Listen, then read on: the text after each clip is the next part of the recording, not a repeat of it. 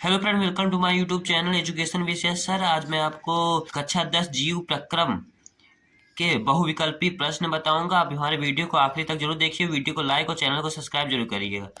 पहला क्वेश्चन है, जीव स्वपोषी पोषण के लिए आवश्यक है। पहला ऑप्शन है कार्बन डाइऑक्साइड जल, दूसरा है क्लोरोफिल, तीसरा है सीओ सूर्य का प्रकाश, चौथा है उपयुक्त सभी। तो स्वपोषी पोषण के लिए उपयुक्त सभी चीजें आवश्यक है। दूसरा क्वेश्चन है, निम्नलिखित में से कौन सा प्रक्रम संश्लेषण के दौरान नहीं होता।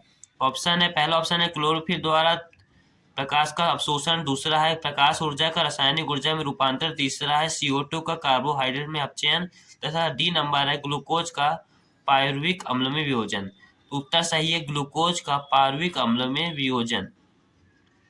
प्रश्न नंबर 3 है, प्रकाश संश्लेषण प्रक्रिया में किसका संश्लेषण नहीं होता। पहला ऑप्शन है ऑक्सीजन, दूसरा है CO2, तीसरा है जल, चौथा है ग्लूकोज। तो प्रकाश संश्लेषण प्रक्रिया में CO2 का संश्लेषण नहीं होता। किसका होता है? ऑक्सीजन का संश्लेषण होता है। चौथा क्वेश्चन है, प्रकाश संश्लेषण अपक्रिया में कौन सा युग्म प्रयुक्त होता है। पहला है कार्बन डाइऑक्साइड तथा ऑक्सीजन, दूसरा है जल तथा ऑक्सीजन, तीसरा है जल का तथा कार्बन डाइऑक्साइड, चौथा है कार्बन डाइऑक्साइड तथा जल। तो प्रकाश संश्लेषण अपक्रिया में जल तथा कार्बन डाइऑक्साइड युग्मक प्रयुक्त होता है। पांचवा क्वेश्चन, निम्न में कौन परपोषी नहीं है। कार्बक, फीता, कृमि, यीस्ट, मनी प्लांट। तो निम्नलिखित में से मनी प्लांट परपोषी नहीं। छठा क्वेश्चन है, क्लोरोफिल अवशोषित करता है जल, खनिज लवण, प्रकाश ऊर्जा, ऑक्सीजन। तो क्लोरोफिल प्रकाश को अवशोषित करता है, क्लोरोफिल के द्वारा ही प्रकाश संश्लेषण क्रिया। नौवां महत्वपूर्ण प्रश्न है, क्लोरोफिल के ग्रेना में किसका निर्माण होता है। एटीपी एवं NDA2H का। नंबर 2 ऑप्शन है एटीपी एवं ग्लूकोज का, तीसरा है एटीपी एंड NADP.2H या ये सभी। तो इसमें उत्तर है एटीपी एवं NADP.2H। पादुओं में वायु प्रदूषण कम करने की प्रक्रिया है। 2013, 14, 15 में पूछा गया है। श्वसन, प्रकाश संश्लेषण, वाष्पोत्सर्जन, प्रोटीन संश्लेषण। तो पादुओं में वायु प्रदूषण करने की प्रक्रिया प्रकाश संश्लेषण है। नंबर 11 प्रश्न नंबर है, हरित लवक के स्ट्रोमा में कौन सा क्रिया होती है। तो हरित लवक के स्ट्रोमा में कौन सा क्या। पहला ऑप्शन है प्रकाशीय अपक्रिया, दूसरा है अप्रकाशीय अपक्रिया, तीसरा है A और B दोनों, चौथा है इनमें से कोई नहीं। तो हरित लवक के स्ट्रोमा में अप्रकाशीय अपक्रिया होती है। 12वां क्वेश्चन है, प्रकाश संश्लेषण प्रक्रम में ऑक्सीजन किससे उत्पन्न होती है।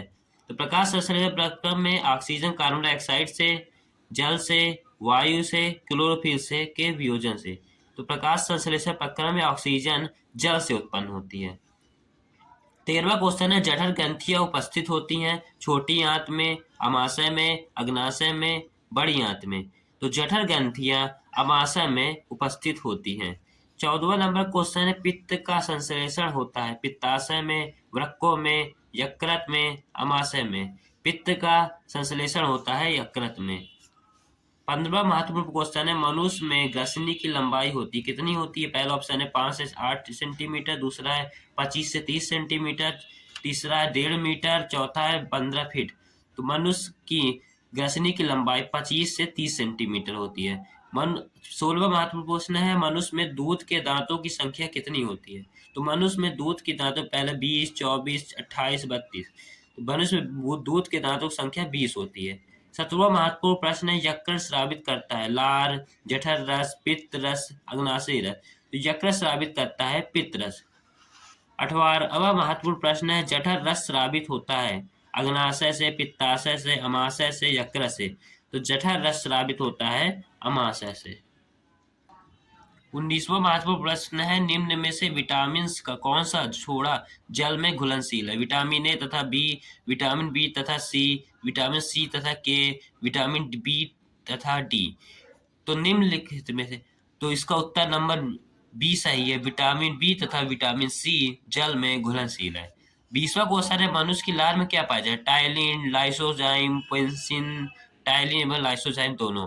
तो मनुष्य की लार में टाइलिन एवं लाइसोजाइम दोनों पाया जाता है। तो ये रहे आपके पहले चैप्टर के महत्वपूर्ण प्रश्न।